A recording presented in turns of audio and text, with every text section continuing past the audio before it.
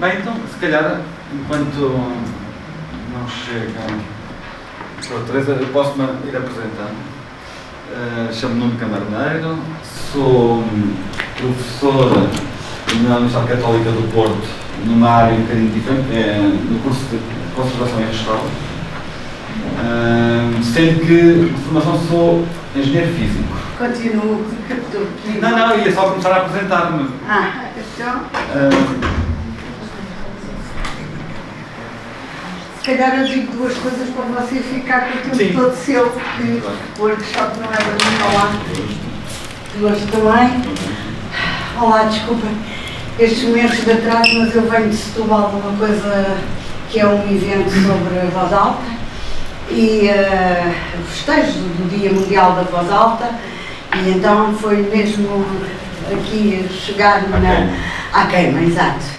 Eu quero saudar naturalmente os presentes e agradecer o facto de podermos colaborar nisto que nós no plano, que a Cristina é a expressão, a colaboração entre a literatura e as ciências, e dois universos, duas linguagens, duas aproximações, ou múltiplas aproximações, se considerarmos o universo da ciência, um pouco porque é auto-evidente, quer dizer, já não vivemos num tempo em que haja nenhuma contradição entre as duas culturas, a cultura das humanidades e a cultura das ciências, mas também porque exatamente no plano dessas linguagens entendemos que há diferentes leitores e, portanto, nem todos os leitores vão lá pelo conto de fadas ou por Harry Potter ou por um imaginário, embora o Harry Potter tenha muito que se possa aproximar da ciência, não vão necessariamente por um universo. Os leitores são diferentes, os leitores perdem-se e ganham-se por nós descobrirmos qual é o seu estatuto de leitor, e sempre que a aproximação à ciência se faz, e em particular com cientistas a sério, que não sejam só amadores de ciência, mais para nós, não é?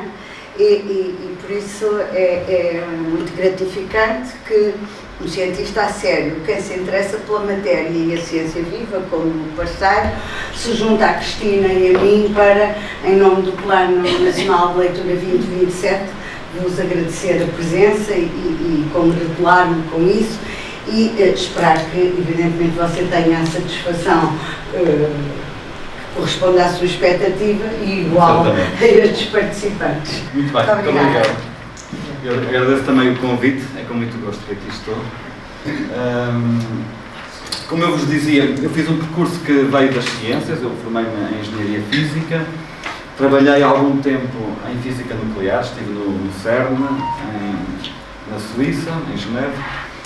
Depois fiz o doutoramento em Ciência aplicada à Conservação e Restauro em Florença, e daí depois a minha ponte para o mundo da conservação, da arte, que é onde estou agora a trabalhar. Eu coordeno um mestrado em Conservação e Restauro de Bens Culturais na Universidade Católica do Porto, mas onde leciono matérias sobretudo mais científicas, as químicas, os materiais, as técnicas de análise. A minha especialização é sobretudo a espectroscopia, as técnicas de análise com lasers, com raio-x, com infravermelhos, com essas coisas aplicadas ao estudo de obras de arte. E, paralelamente, sou escritor, publiquei o primeiro livro em 2011, depois de regressar de Itália, do meu doutoramento, e tenho 3 romances publicados neste momento. Tenho um livro de contos, um livro infantil, mais teatros, mais uma série de outros formatos, televisão, cinema, enfim, por aí fora. Essas coisas que quem escreve vai dar por si a fazer. Há uma coisa que me agrada muito nisto de experimentar novos formatos, e aí é um pouco a parte cientista, que é, de cada vez que me convidam para fazer uma coisa diferente, eu adoro que não sei fazer e vou ter que aprender, vou ter que investigar, não é? E isso é talvez aquilo que me vai motivando. Portanto, não sou nada de só faço aquilo que sei fazer, não. Tenho que aprender a fazer, não é? E portanto, creio que muitos que aqui estão hoje também estão a pôr um pé um bocadinho numa área que não é exatamente a vossa, portanto, acho que isso também, espero que seja motivador para vós, estou certo que será. E é para isso que estamos aqui. Eu já vos vou pedir também que se apresentem sucintamente para ter uma ideia de quem são, de onde vêm, quais são os vossos interesses. Eu vou fazer aqui uma coisa, vou afunilando, quase como se fôssemos focando no microscópio. Vou falar de literatura e de ficção de forma mais ou menos genérica, depois vou falar da relação entre ciência e literatura e depois vou falar do conto, do que é escrever o conto, o que é que distingue o conto de outros géneros e até algumas dicas de como se escreve um conto. E vou-vos pedir também aqui alguns exercícios que contribuam para... Não vos vou pedir para escreverem um conto, mas vou-vos pedir para escreverem nas vossas cabeças uma ideia para um conto, um projeto. De forma que se tivessem de escrever um conto, saíssem daqui, fossem para casa já com a ideia pronta para começarem a escrever. E então, se calhar pedia-vos que cada um se apresentasse, dissesse quem é, de onde vem e qual é a área que coleciona, qual é a área a que está ligado. Aqui eu já conheço, mas força. Meu nome é Cláudia Santos, eu sou professora bibliotecária na Escola Secundária Santa Maria Maior, em Viana do Castelo, onde também sou professora de inglês. Eu sou a Mónica Maciel, também venho da Escola Secundária Santa Maria Maior, estou ligada ao curso profissional de audiovisuais e leciono a disciplina de comunicação visual. Eu sou Luís Carrilho, venho da Escola de Palmeiras, e leciono português. Cristina Leitão, sou professora bibliotecária na Escola Secundária de das Palmeiras, onde já estive. Eu já estive em quase todas as escolas. E leciono disciplina de francês. Eu poderia ter nascido português, mas neste momento leciono francês. Muito bom. Eu sou Fonseca, venho do quarteiro da Escola Secundária de Oeiras, sou professor de informática. E a Alexandra, venho também da mesma escola, estou na Laurite e leciono português. Já cobrimos o território norte a sul, mas ainda vamos para as ilhas, não é? Rui Costa, diferentes escolas de Alvalade, professor do final. Eva Santos, sou professora na mesma escola que o Rui, para António Vieira, agrupamento de Alvalade, e sou professora de português. Unidade Pereira, sou professora de Física e Química. Está a ver que não vinha um físico. Da Herta Oliva de Oliveira do Hospital. Também venho da mesma escola, sou professora de português, sou Carlos Liano. Muito bem. Graça Andrino, venho da secundária da Inês de Castro, de Alcoaça, e sou professor de português. Sou Rubem, sou professor de matemática e venho do Estado de São José de Restelo. Cíntia Costa, venho do grupo na Escola Santa Maria Maior. Muito bem. Sou professora de Física e Química. Muito bem. Lívia Fidalgo, sou professora de Física e Química e venho de São Miguel. Quem veio mais longe. Muito bem, então é com muito gosto que aqui estou. Agora, um aviso prévio: podem me interromper quando quiserem, podem comentar, pôr perguntas, acrescentar algo, corrigir-me se eu disser algum disparate que é bastante provável. Isto não é suposto ser só no sentido, eu gostava que isto fosse mais ou menos participado. Ora bem, segundo tudo o que pude aprender deste projeto, e aqui eu vou pedir que me ajudem, a ideia é trabalharem com alunos no desenvolvimento de soluções tecnológicas, por exemplo, biónica, não é? E, paralelamente, fazerem ficcionarem algo à volta desse objeto, dessa solução. Muito bem. Então, o que eu vos pedia para irem pensando, já com esta ideia de criar um conto, criar uma ficção relacionada com isto, é que pensassem numa personagem.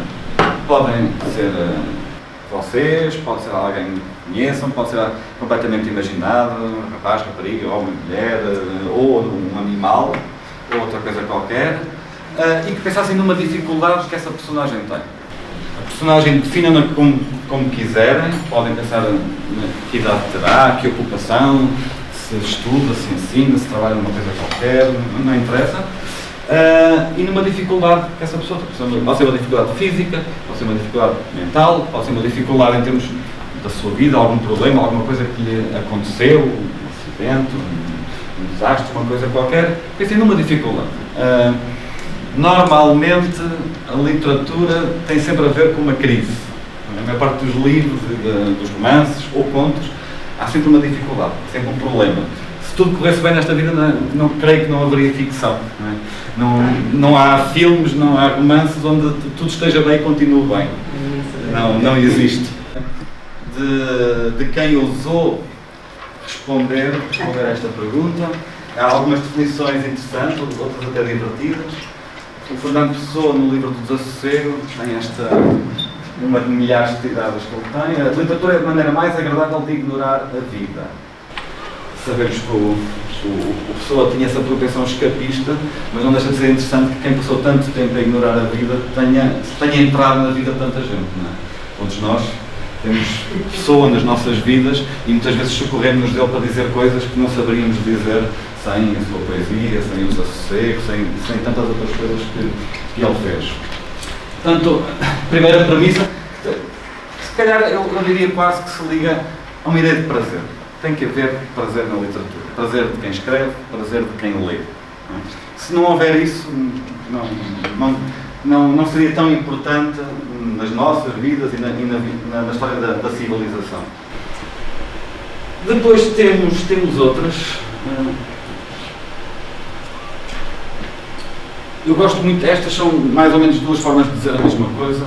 Uma do Ezra Pound, grande poeta, embora se tenha tornado maldito pelas suas simpatias ideológicas, mas não deixa de ser um grande poeta, mas que diz: a literatura são notícias que continuam a ser notícia. Eu acho esta definição maravilhosa e é isso que encontramos num grande livro, num grande clássico. Se formos ler a Odisseia, são notícias que continuam a ser notícias. A vontade de regressar, os conflitos entre homens, o amor, a espera, a angústia, a saudade, o ódio, tudo isso está lá e continua a estar, continua a ser notícia. Que no fundo é também um pouco o que diz o Italo Calvino quando diz um clássico é um livro que não terminou ainda de dizer aquilo que tem a dizer. Continua a dizer-nos alguma coisa. E eu acho que isto, por vezes pensamos qual será o interesse, e eu creio que aqui todos os professores de português, e não só, terão em algum momento tido essa dificuldade, o que é que interessa ao miúdo do século XXI estar a ler os Lusíadas, ou estar a ler os Maias, ou estar a ler a Odisseia, uma coisa qualquer. É este o motivo. É este o motivo. Os modos mudam, os modos e as modas, as tecnologias mudam, mas a essência humana, grosso modo, vai sendo a mesma. Não é? Os meios com que exercemos as nossas pulsões vão se alterando, mas o que nos leva a amar, o que nos leva a matar, o que nos leva a trair, o que nos leva a procurar algo, não é muito diferente. Queremos não ser sozinhos, queremos não morrer, não é muito fácil, mas com as ferramentas que temos à disposição, e escrever ou fazer ciência são algumas formas de morrer um bocadinho menos, essas pulsões continuam e é isso que por vezes é difícil de comunicar com os miúdos, eu sei, eu também lido com eles, mas deve ser sempre esta força, a pulsão que está por detrás que devemos tentar explicar-lhes. São notícias que continuam a ser notícias. Pois enfim, o Proust diz que a leitura é um milagre de comunicação no meio da solidão. E isto, na altura em que ele escreveu, tinha um sentido, hoje já tem outros sentidos, porque essa solidão que aqui nós quase conseguimos imaginar a voz do Proust a dizer isto, a solidão compassada com tempo, com espaço, com concentração para as coisas, se calhar é muito mais difícil hoje ainda do que quando ele escreveu aquilo. A dispersão, os estímulos contínuos, os telemóveis, as séries, os computadores, tudo, mesmo o ritmo da vida, tudo isso vai um pouco ao arrepio desse prazer da comunicação em silêncio, mas a verdade é que, eu falo muitos miúdos, mas também falo de nós próprios também estamos sujeitos a isso tudo, não é? Não nos enganemos, nós todos, se calhar há 10 anos líamos muito mais, tínhamos muito mais esse tempo, tínhamos muito menos, estávamos muito mais concentrados e não estávamos, se calhar, a fazer aquelas corridas de um minuto, olhar para o telemóvel, um minuto, ver se chegou o e-mail de não sei o quê, um minuto, que é pouco compaginável com uma leitura profunda, reflexiva, etc. E, portanto, temos que encontrar estratégias para conseguirmos esta maravilha da comunicação, que depois nós sentimos quando estamos de férias, ou quando lá nos resolvemos a desligar os aparelhos todos, e estamos meia hora, uma hora a ler, há ali qualquer coisa que retiramos, que não retiramos de mais nada. há um assentar das ideias, um cavar mais fundo, que por mais ensaios que nós leamos na diagonal, no computador, por mais artigos, por mais isto, mais aquilo, não é? Sempre com aquela pressa de preparar uma aula, ou disto, ou daquilo, ou de fazer uma comunicação, nunca vamos suficientemente fundo como quando estamos essa tal hora, uma, ou duas, ou três, ou o que for, a ler, compenetrados, com cabeça de pensar. Enfim, agora um salto, é sempre bom chamar os gregos à colação. Estão aqui as musas, aquela é uma representação de um túmulo romano, onde as musas estão representadas com os seus atributos, os seus instrumentos, as máscaras, os instrumentos musicais por aí fora. Temos aqui as várias musas, e é muito curioso que, enfim, os gregos dividiam as artes de forma diferente daquela que nós hoje usamos, até porque não tinham algumas delas, como o cinema. Nós temos a poesia épica, a história, a poesia lírica, a música, a tragédia, a música sacra, a dança, a comédia e a astronomia, ou astrologia. Na altura não havia propriamente uma diferença. E muitas destas artes são também parte da literatura. A poesia épica, com certeza, a história, há muitas obras literárias que são história, a poesia lírica, a música sempre foi irmã da literatura, a tragédia, da música sacra, havia uma divisão. A dança é talvez está um bocadinho mais afastada. Eu acho que os escritores têm todos um bocadinho de inveja da dança e da música.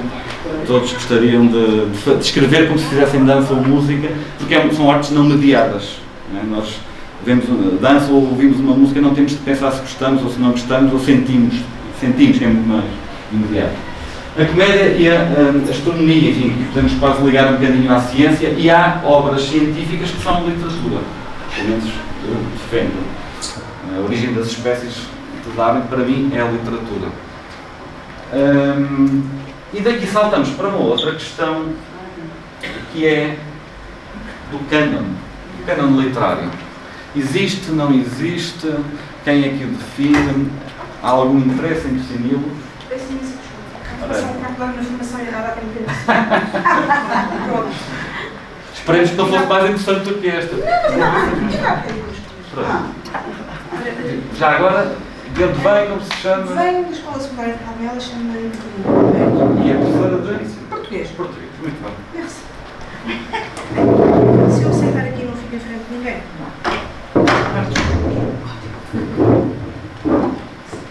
Ora bem, eu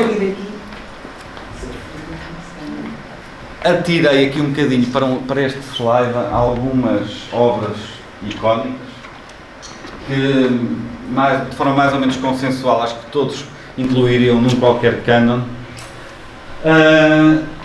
mas para falar um pouco contra ele. Ou seja, eu até fui buscar ao cânon de um senhor que morreu há pouco tempo, que foi muito influente, que foi o Harold Bloom, que no cânon ocidental inclui todas estas obras e fala delas com bastante profundidade. O cânon não existe. O cânon é uma criação que está em permanente evolução, em permanente transformação, e que pode ter o seu interesse, enfim, para retirarmos algumas ilações, mas não está, nem nunca estará fixado inteiro. Desde logo, há aqui uma coisa que é mais ou menos notória: não há ali nenhuma mulher nestas obras. E cada vez mais temos mulheres a entrar no cânon, umas porque estão a escrever, porque se calhar nunca houve tantas mulheres a escrever com qualidade, e também porque muitas foram esquecidas do passado. Reconhecidas. Sim, reconhecidas. Não, mas mesmo quantidade, porque muitas não tinham vida, nem tempo, nem uma série de possibilidades de o fazer. E muitas que, tendo escrito com enorme qualidade, estão a ser descobertas ou redescobertas, ou pelo menos lidas sem os olhos tapados, que muitas vezes aconteceu no passado. E portanto, cada vez mais este cânon vai alargando-se, vai discutindo, e podemos aqui pensar, nós temos aqui coisas muito distintas, não é? Temos a Odisseia, que falava há pouco, temos os diálogos de Platão, temos a Divina Comédia, as metamorfoses de Ovídio, não é? Este projeto chama-se Metamorfose, eu lembro-me logo das metamorfoses de Ovídio. Temos o Moby Dick, temos a Bíblia de King James, que o Harold Bloom faz questão de assinalar como sendo uma obra literária da maior qualidade. E teríamos aqui alguma dificuldade em dizer, então, mas afinal, o que é que tem em comum? O que é isso da literatura que une? Quais são as características? É por ser escrito? Não necessariamente, porque a Odisseia foi dita em voz até ser fixada primeiro em pedra, depois noutros formatos. São obras de ficção? Não necessariamente. Temos ali obras que não são, os diálogos, portanto, não são propriamente ficção. Têm que ser filosóficas? Não há uma única característica que una todas estas obras. E, portanto, isto cria alguns problemas na definição, afinal, do que é isso de literatura. E a esse propósito, um outro senhor, Terry Eagleton, que é um crítico contemporâneo inglês, foi buscar a obra de Wittgenstein para tentar encontrar aqui, então, uma forma de definir o que é isso da literatura. E neste texto das investigações filosóficas de Wittgenstein, ele vai falar dos jogos. Estabelece vai falar dos jogos para falar destas propriedades, e o Terry Eagleton estabelece um paralelo com a literatura. É aqui dito: considere, por exemplo, os processos que chamamos de jogos. Refiro-me a jogos de tabuleiro, de cartas, de bola, torneios desportivos, etc. Esta é uma tradução brasileira. O que é comum a todos eles? Se os contemplar, não verá, na verdade, algo que seja comum a todos, mas verá semelhanças, parentescos e até toda uma série deles. Considere, por exemplo, os jogos de tabuleiro, com seus múltiplos parentescos. Agora passo para os jogos de cartas. Muitos traços comuns desaparecem e outros surgem. Se passarmos agora aos jogos de bola, muita coisa comum se conserva, mas outras, muitas se perdem. São todos recreativos? Compara o xadrez com o jogo da sueca. Ou há em todos um ganhar e um perder, uma concorrência entre os jogadores? Pense nas paciências. Nos jogos de bola há um ganhar e um perder, mas se uma criança tira a bola à parede e apanha outra vez, este traço desapareceu. Continua a ser um jogo. Veja que papéis desempenham a habilidade e a sorte. E como é diferente a habilidade no xadrez e no ténis. Pensa agora nos brinquedos de roda. O elemento de divertimento está presente. Mas quantos dos outros traços característicos desapareceram? E assim podemos percorrer muitos outros grupos de jogos e ver semelhanças surgirem e desaparecerem. E tal é o resultado desta consideração. Vemos uma rede complicada de semelhanças que se envolvem e se cruzam mutualmente. Semelhanças de conjunto e de pormenor. Não posso caracterizar melhor essas semelhanças do que a expressão semelhanças de família, pois assim se envolvem e se cruzam as diferentes semelhanças que existem entre os membros de uma família. Estatura, traços fisionómicos, cor dos olhos, o andar, o temperamento, etc. E digo, os jogos formam uma família. A ideia de base é que não há uma única característica que seja comum a todos os jogos, mas há várias que se vão repetindo. E num outro paralelo é como nós olharmos num restaurante e vemos duas famílias diferentes que estão a almoçar. Não há uma característica que una todos os membros de uma só família, mas há várias que nos permitem dizer, não, que eles são todos a mesma família. Falam de certa forma, depois há uns que têm certos traços fisionómicos, outros porque se vestem de certa maneira, e se olharmos para uma mesa ao lado, reconhecemos que é outra família. E assim é com a literatura. A literatura tem laços de parentesco familiares. Nenhuma obra tem todas as características, mas há uma série de traços que vamos encontrar naquilo que nos convencionamos chamar literatura. E é por isso que conseguimos com alguma facilidade reconhecer que tudo aquilo é literatura.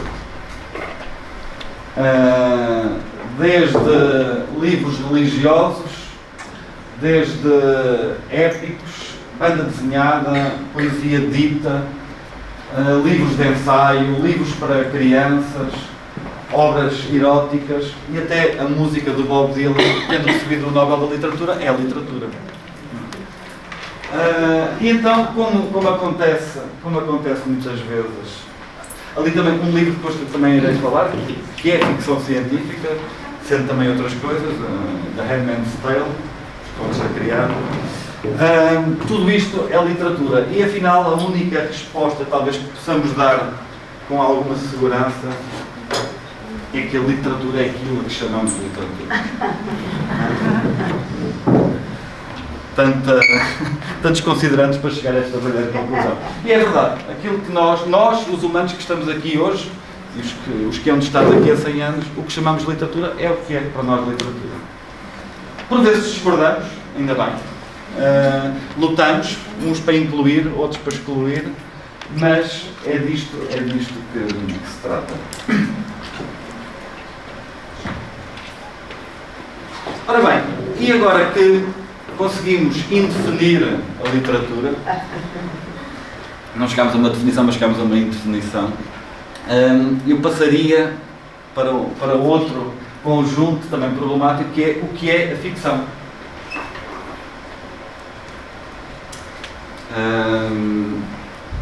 Que, como vimos há pouco, não são exatamente a mesma coisa. Literatura e ficção não são termos sinónimos. Eu, buscando um bocadinho a minha parte mais de cientista, desenhei aqui este diagrama de Venn, em que vemos que há um conjunto de literatura, há um conjunto de ficção. Eles se cruzam, claro. É aqui que moram os Maias, Em Busca do Tempo Perdido, e a Ana Karenina e todas essas obras. Há muita literatura que não é ficção. História de Heródoto não é ficção, é literatura. A Bíblia, que se falava há pouco, são obras de literatura, não são de ficção. E há muita ficção que não é literatura. E não estou aqui necessariamente a falar dos livros que achamos que não têm qualidade para ser chamado de literatura. Isso é outra história. Não. Há muita ficção que não trata de literatura. E eu já vou exemplificar.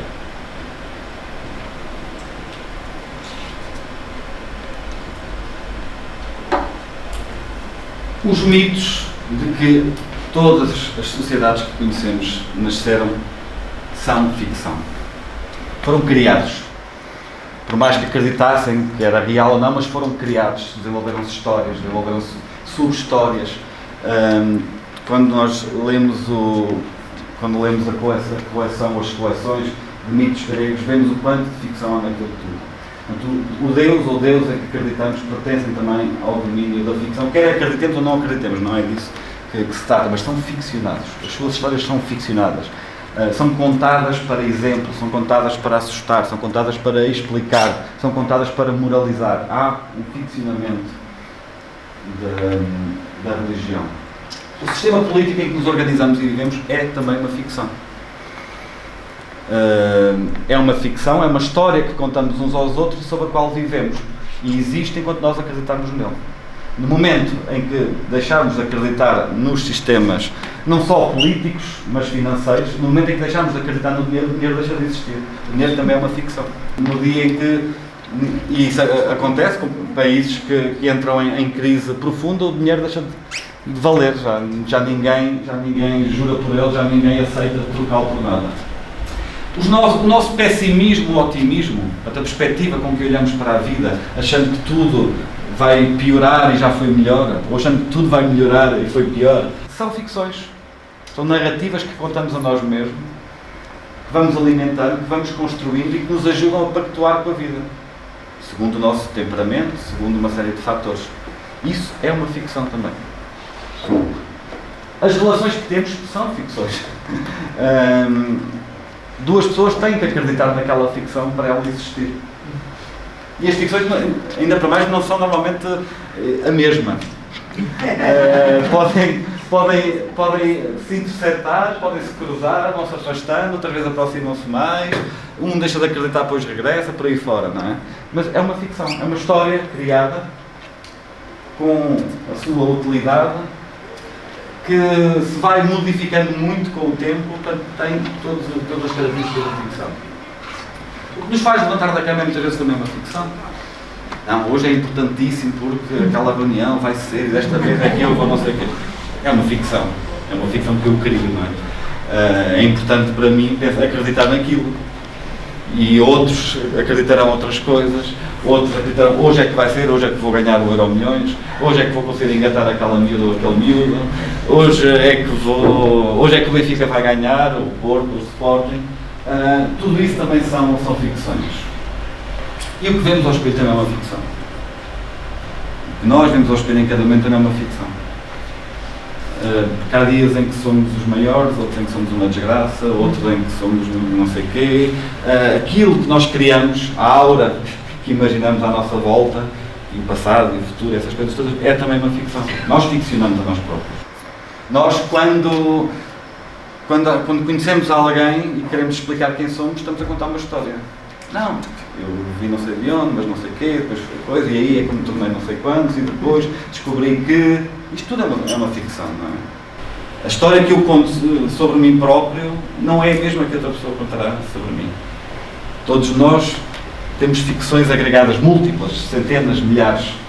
Para o nosso professor somos uma coisa, para o nosso pai somos outra, para o nosso marido ou mulher somos outra ainda, para o nosso filho somos outra.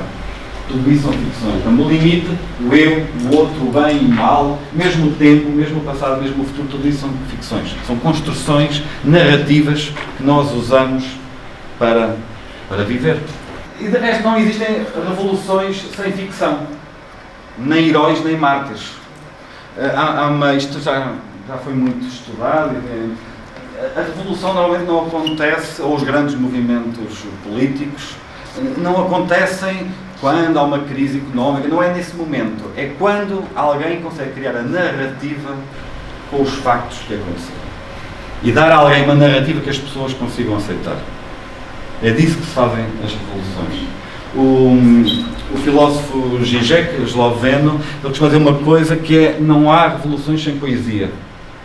E nós, então, com a revolução que tivemos, sabemos disso muito bem. A nossa revolução foi muitíssimo poética. E se retirássemos dessa poesia, talvez não tivéssemos a revolução. Se calhar tínhamos tido um destino mais semelhante ao de Espanha ou de outros países. Portanto, essa ficção é necessária. Essa ficção de agora é que vai ser, agora é que vamos mudar tudo, agora é que vamos... E depois há as muitas linhas narrativas, não é? Há do homem novo, há de uma sociedade disto e daquilo, há da iniciativa privada, há do capitalismo, tudo isso, não é? Essa ideia de agora é que vamos escrever a nossa história. Reparem, a expressão que se usa, vamos escrever a nossa história, que é isso senão uma ficção. E na verdade, enfim, mais uma vez podemos resumir isto: não existe humanidade sem algum tipo de ficção. Provavelmente a consciência que nós em algum momento adquirimos, nossa evolução, é uma arma tão letal, tão mortífera, tão dada à angústia, à ansiedade, a toda uma série de maleitas, que tivemos que criar a ficção para nos ajudar a viver. E são de todo o tipo. Cada pessoa terá o seu conjunto de ficções que a faz, lá está, levantar da cama e andar para a frente e viver e não claudicar. Não é? Podem ser políticas, podem ser as religiões, podem ser a vida do além, pode ser a descendência, pode ser vou deixar a minha marca na cultura deste país, vou libertar este povo. Tudo isso, de algum modo, são ficções de que nós necessitamos porque somos humanos. É sempre uma narrativa diferente. Eu há pouco faltou-me essa parte, que era a questão das musas. As musas são todas filhas da memória. Pois, sim, e portanto, essa ideia é muito interessante, porque as artes todas são filhas da memória e são uma forma de preservar a memória e de criar memória. Eu acho hoje, para nós, no tempo que nós vivemos, em que registramos tudo, simultaneamente parece que as pessoas mais novas não percebem o valor da memória, embora a registrem, é paradoxal. Não sei se é acrescentar. Mas precisamente, e nós até assistimos a isso, que é, o registro não é necessariamente, não leva a um maior conhecimento de nada. Exato. Se não houver algo a ligar os registros, os factos, a tal narrativa, não serve de nada. Não é? É um bocadinho, sim, não vale nada ter um imenso arquivo se depois ninguém consegue fazer nada com esse arquivo. Essa ideia das musas serem filhas da memória, tudo isto dar à volta da memória, eu gosto muito desta ideia da humanidade ser uma espécie de passagem de testemunho. Olha, isto é o que nós aprendemos até agora. Peguem nisto e façam o que entenderem. Tentem acrescentar, tentem fazer melhor, tentem... e isso acontece tanto nas artes, nas humanidades, como nas ciências. É exatamente disso que se trata, não é? E há uma coisa muito interessante, que é os animais nascem já com alguns instintos, outros são ensinados nos primeiros momentos pelos progenitores, para se munirem, para poderem funcionar. Nós, o que temos é a cultura. O que nos permite viver neste mundo e funcionar, não é? É a cultura. São estas coisas todas. A ciência, a história, a filosofia, a música, tudo isso, não é? Eu peço desculpa. Eu tenho muita dificuldade em perceber como é que o passado pode ser ficção. O passado, mais uma vez, o passado não são os acontecimentos, é a linha narrativa. Repara agora a batalha que estamos a viver dos passados coloniais. É uma batalha de narrativas. Certo. Há pessoas que contam uma narrativa, há outros que querem o direito de contar outra narrativa. É a maneira como nós vemos. Exatamente. Ou seja, há coisas que são factuais, sim. Cristóvão Colombo chegou ao Brasil, chegou à América naquele momento. Não é ao conjunto de factos. Eu estou a achar que não é isso que eu me estou a referir. O que me refiro é quando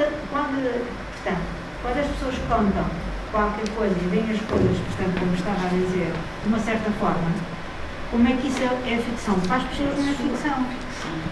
É a forma como as pessoas olharam e sentem o que aconteceu. Claro, mas a forma... Mas repara, quem escreve um livro também sente que está a dizer algo de verdadeiro, algo de real e está a contá-lo da melhor forma que pode. Mas o facto de nós tentamos encontrar a estratégia mais eficaz de contar isto. Às vezes queremos comover, outras vezes queremos convencer, outras vezes queremos que o outro fique do nosso lado. Tudo isso são estratégias narrativas, são estratégias de ficção. Não estamos só a fazer um relatório anódino, estamos a contar a nossa história. E isso passa praticamente todas as atividades. Repara, como hoje em dia, mesmo na comunicação de ciência, já não se trata de mostrar uma tabela com números para dizer, reparem como isto está correto. Temos de convencer. Esta manhã falámos nisso. Temos de emocionar muitas vezes, temos de angariar apoio, temos de fazer uma série de mecanismos que são mecanismos narrativos. Porque, na verdade, nós, claro, temos a nossa parte racional e matemática, etc.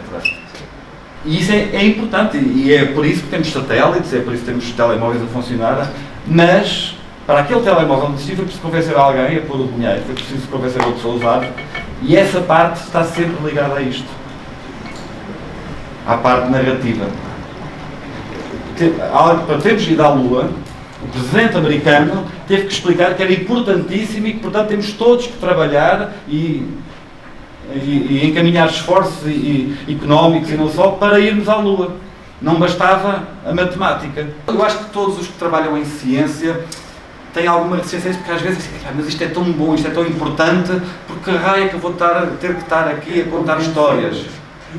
Mas é bom que aceitemos isso, porque o mundo é assim, a humanidade é assim, e não chega a ter... E nós vemos isso com tudo. Nós vemos ao longo, na parte seguinte vamos falar também de ciência, ou mais de ciência, o que é aceito, aquilo em que se acredita, aquilo onde apostamos, tem sempre uma componente narrativa, uma componente de ficção, como quiserem chamar. E se não conseguirmos aceitar isto, vamos ter muitos dissabores ao longo da vida, digo eu. Porque, sim, somos seres racionais, claro, mas também somos emocionais. Não conseguimos ser só uma coisa. E quando somos só uma coisa, normalmente temos algum tipo de patologia, normalmente. Sim, não, é verdade, ou seja, quando nos desviamos, normalmente é aquilo que em psiquiatria se chama uma patologia.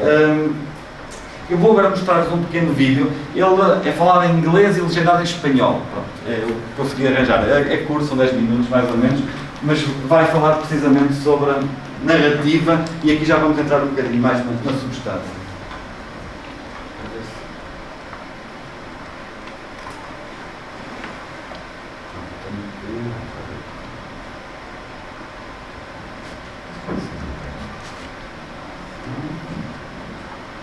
Where the hell are we?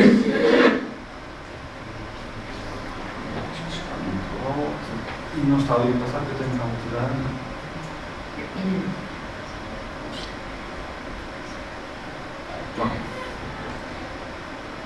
Ora bem, este senhor é o Kurt Vonnegut, escritor norte-americano, escreveu vários livros conhecidos, o Matador 5, o Pequeno Almoço dos Campeões, também escreveu ficção científica, e ele aqui dá uma espécie quase de aula magna em que fala de literatura, de narrativa, e também fala sobre os professores. I have had a technical education, and every time I've been on a faculty, I've been in the English department, although I've never been an English major, and I have tried to bring scientific thinking to literary criticism, and there's been very little gratitude for this.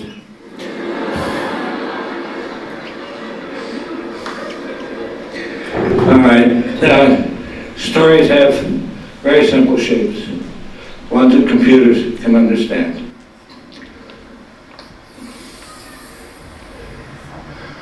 This is a GI axis, good fortune, ill fortune, death, terrible disease, poverty, boisterous good health, happiness up here. This is the BE axis, beginning, entropy.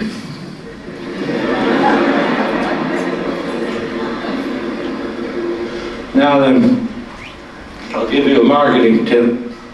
There's the people who can afford educations and buying books, magazines and all that, who can read, don't like to read about people who are poor or sick. So, start your story up here.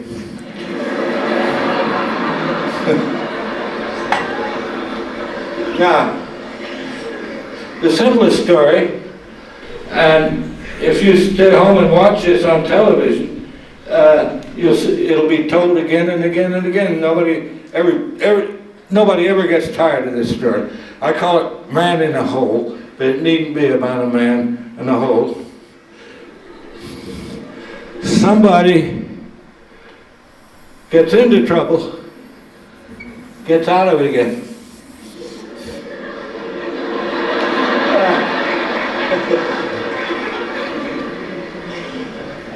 Now, the far end is a little higher than where we began, because, you know, the reader thinks, well, by God, I'm a human being too. I must have that much in reserve if I get into trouble or whatever.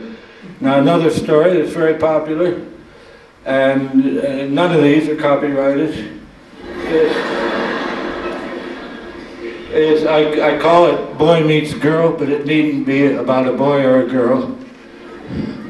It's somebody on a day like any other day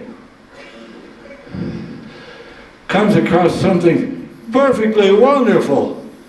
Oh boy! This is my lucky day.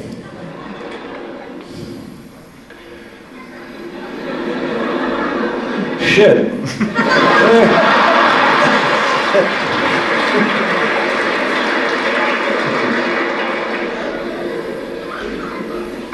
And gets it back again. Now, as has been said, is I have a master's degree in anthropology from the University of Chicago. So does Saul Bellow. I said, I don't know what you want to make of that. Anyway, it was a big mistake. I can't stand primitive people, they're so stupid. But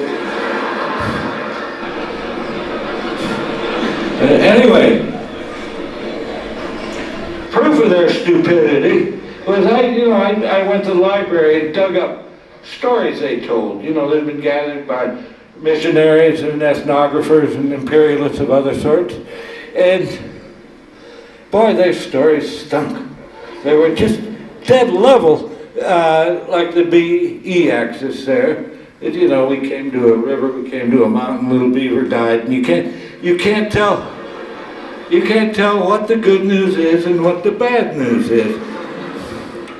You look at the wonderful rise and fall of our stories, and they deserve to lose. Another story, very popular. And it breaks my rule. Starts down here. It's a young girl, teenage, I guess, maybe 17, 18. Why is she so low? Well, her mother's died. It's reading enough, right? And her father has remarried almost immediately to a terrible old battle axe with 2 mean daughters. And there's a party at the palace that night. You've heard it. All right, so she has to help her new mother and her sisters, her new sisters, get dressed for this party. And she doesn't get to go. I said, no, she's not good enough to go, but they are. So, did she get even sadder? No. She's a stout-hearted little girl whose maximum grief is death of her mother. So everybody leaves for the party, and the fairy godmother shows up and gives her pantyhose, mascara, perfume, everything, means of transportation, carriage with horses and everything. Everything you need to go to a party and have a good time. So, she goes, and the prince falls in love with her. Now you must realize, she is so heavily made up that her own relatives don't recognize her.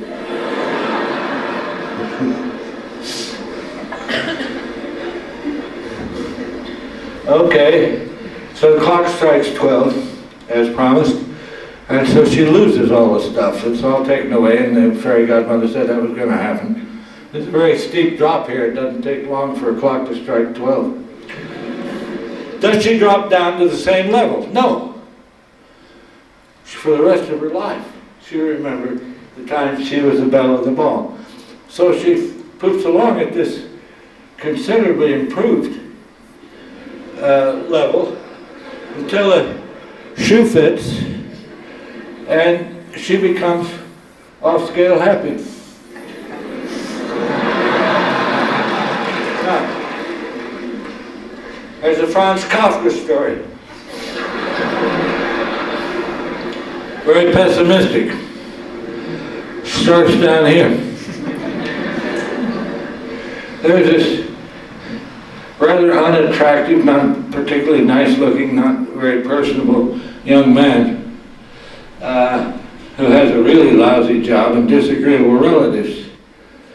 And so it's time for him to go to work again.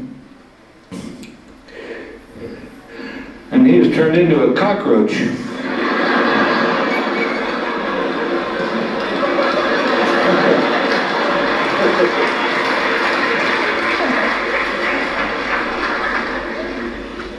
All right, now, does this have any use in criticizing literature? Well, I think perhaps it does. I think this rise and fall is in fact artificial. It pretends that we know more about life than we really do. And what's perhaps a true masterpiece cannot be crucified on the cross of this design. Well, all right, let's try Hamlet, okay?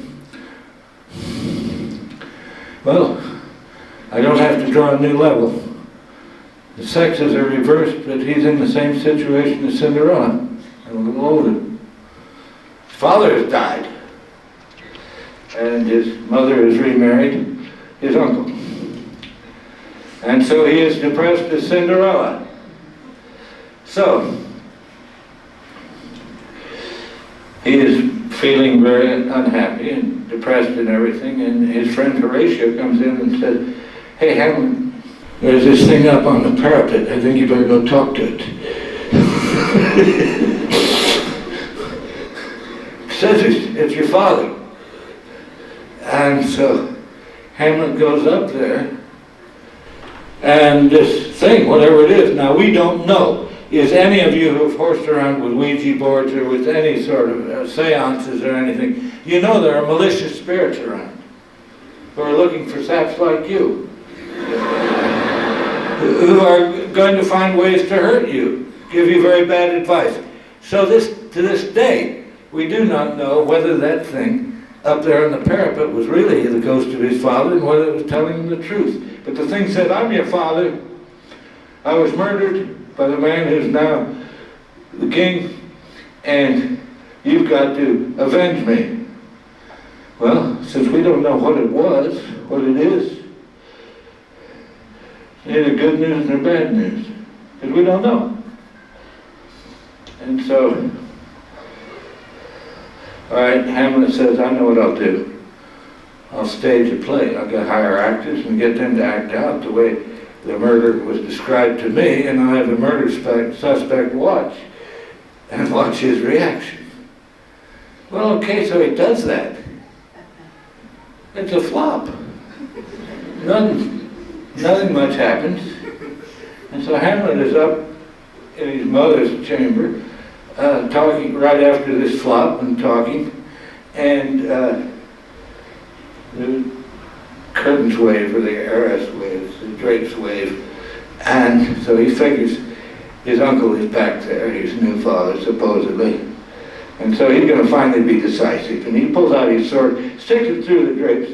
Who falls out? This windbag, Polonius. Shakespeare regards him as a total fool, and giving just the kind of dumb advice parents give their kids when they go away. Neither a borrower nor a lender be. Thanks a lot, Dad. What a swell time. Anyway, is this terrible? Is Hamlet going to get arrested or what? No, it's neither good nor bad.